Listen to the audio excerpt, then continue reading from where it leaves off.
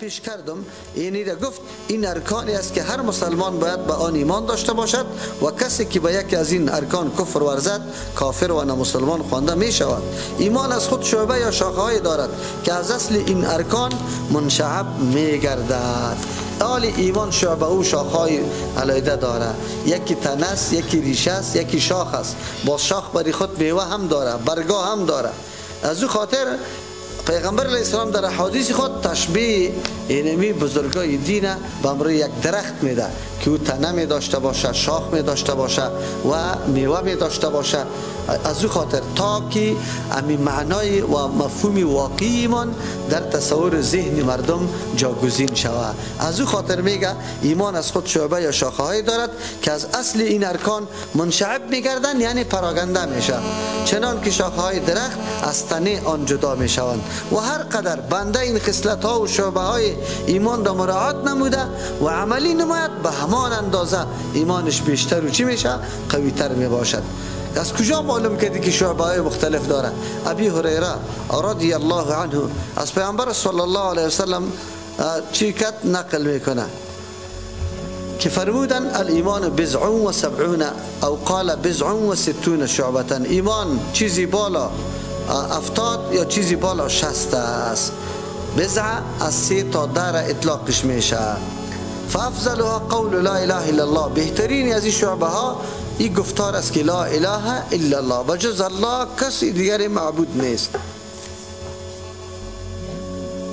و ادناها اماطة الاذى، ادناترین مرتبه شعبه های ایمان چی است؟ دور کردن چیزای موذی یا ضرر رسان عن طریق از راه، خار دور کردی، گل و آب دور کردی. والحیاء شعبه من الایمان، حیام یک شعبه از ایمان است. از خاطر ایمان 70 و چند شاخه یا 60 و چند شاخه است که بهترین آنها گفتن لا اله الا الله و پایین ترین آن دور کردن موانع مثل سنگ و کثافت و دیگر موانعی که در راه قرار دارد و باعث اذیت مردم می شود. از راه است که یعنی از او دور کنی. و حیا شاخه از شاخه های ایمان است. پس شعبه یا شاخه های ایمان عبارت از خصلت ها و اجزای آن است که برخی متعلق به قلب و برخی به زبان و برخی هم عملی است. مثل که لا اله الا الله تعلق به قلب داشت و بعد از او چیست؟ اماطة الاذى، این تعلق به چی داشت؟ به عمل داشت. والحیاء شعبه من الایمان، این تعلق به چی داشت؟ به اخلاق داشت. یعنی از او خاطر میگه طوری که پیامبر صلی الله علیه و سلم برای هر خصلت مثال آورده است، پس گفتن لا اله الا الله مرتبط به زبان و دور کردن موانع از راه مرتبط به اعضای بدن و حیات داشتن عمل قلبی است. و شاید کسی باشد که شاخه های ایمان و شاخه های نفاق را در خود داشته باشد. حال اینجا که پیغمبر علیه السلام یا چیزی بالا 70 یا چیزی بالا 60 چرا گفته؟ در بین هر دو خود تعارض میه. جواب است که پیغمبر علیه السلام یا اول برش وحی نشده بود، تنها چیزی بالا 60 بوده، پس آن برش زیادتی وحی شده چیزی بالا 70 گفته. بعضی طور جواب میگه کلمه 70 برای تکثیر است، عربا برای کثرت، برای کثرت یک ها 7 استعمال میکنه، برای کثرت 10 ها 70 استعمال میکنه، برای کثرت 100 ها 700 استعمال میکنه، برای کثرت هزارها بگه 7000 استعمال میکنه. منظورشان 70 نیست، منظورشان زیادت است.